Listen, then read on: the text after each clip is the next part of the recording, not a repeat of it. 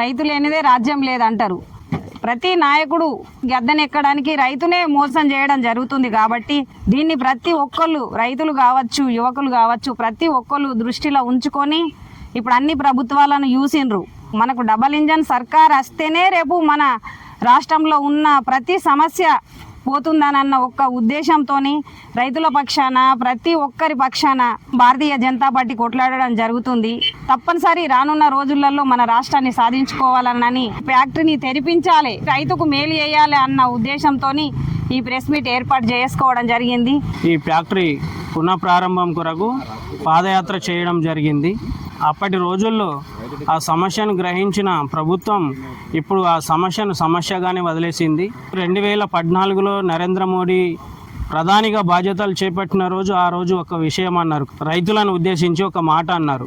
ఖచ్చితంగా నా ప్రభుత్వంలో రైతు ఏ పంటను పండించినా దాన్ని రెట్టింపు ధరని చేస్తున్నారు.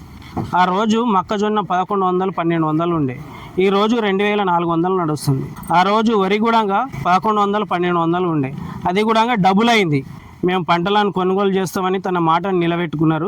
అదేవిధంగా ఇక్కడ రాష్ట్ర ప్రభుత్వం ఏదేదైతే మేనిఫెస్టో పెట్టిందో వాగ్దానాన్ని నిలబెట్టుకోవాలి, లేదంటే రైతులు మాత్రం దీన్ని పెద్ద ఎత్తున ఉద్యమంగా ప్రకటిస్తారు.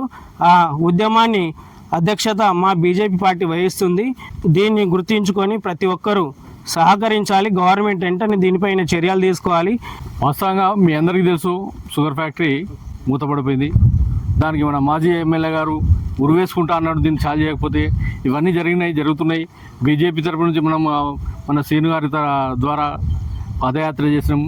అప్పుడు కొంత చలించి కొంత ఆల్రెడీ స్టార్ట్ చేసి ప్రజల్ని కొంత సర్దుమనగడానికి ప్రయత్నం చేసిర్రు.